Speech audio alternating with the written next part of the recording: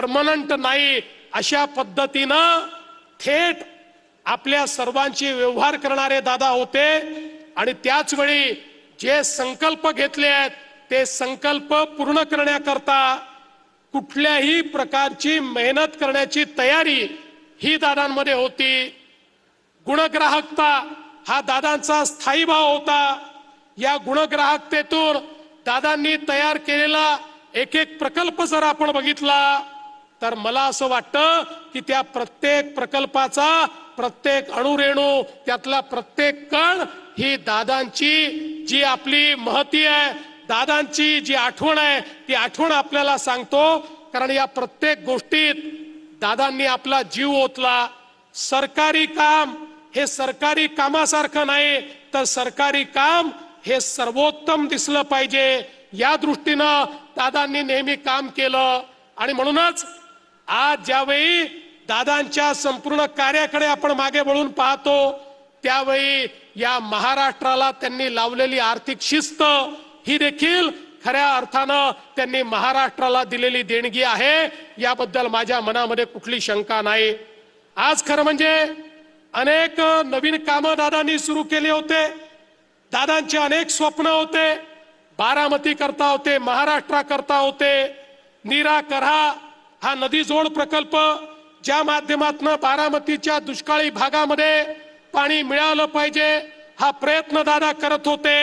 मी तुम्हाला आश्वस्त करण्याकरता आलो आहे, वहिनींच्या नेतृत्वामध्ये हा प्रकल्प पूर्ण करण्याकरता आम्ही सगळे त्यांच्या पाठीशी उभे आहोत।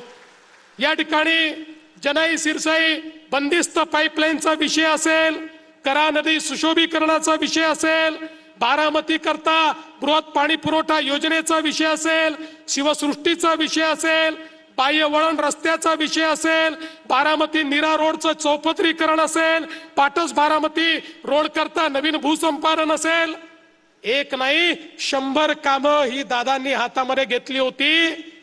बारामतीला त्यांनी देशातलं एक सुंदर शहर तर केलंच, या संपूर्ण मतदारसंघाला दादांनी एक वेगळं अशा प्रकारचं चित्र निर्माण करून दाखवलं।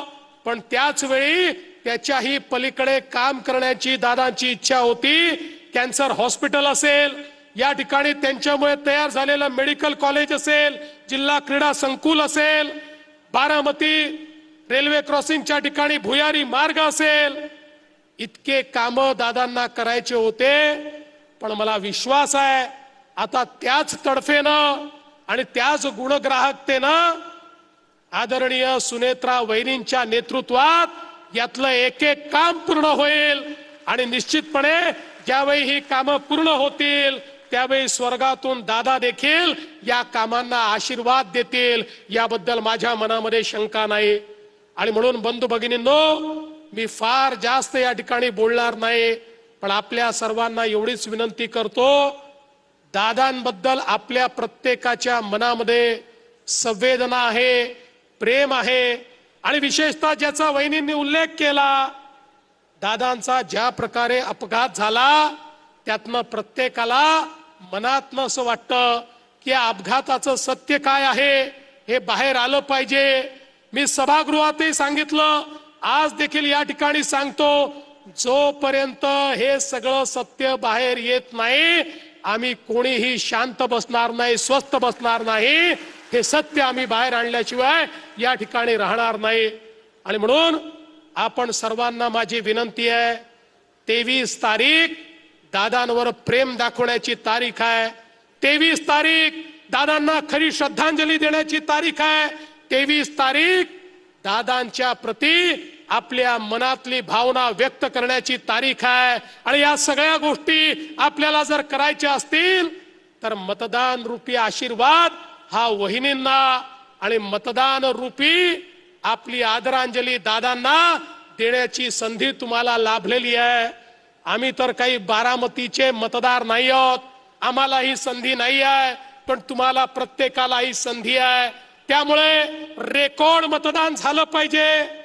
मला याची कल्पना आहे, समोर काही लोक जे उभे आहेत त्यांचा कुठला वजूद नाही आहे, ते सगळी मंडळी, मी त्यांच्यावर कुठली टीका करणार नाही, प्रसिद्धीच्या हव्यासापोटी लोक अशा निवडणुकांमध्ये उभे राहतात, पण माझी तुम्हाला विनंती आहे की यावेळचा जो विजय आहे हा विजय संपूर्ण भारतामध्ये गाजला पाहिजे, ही विनंती आपल्या सर्वांना करतो आणि पुन्हा एकदा दादांच्या पावन स्मृतीला या ठिकाणी अभिवादन करून मी माझं बोलणं संपवतो. धन्यवाद. जय हिंद, जय महाराष्ट्र.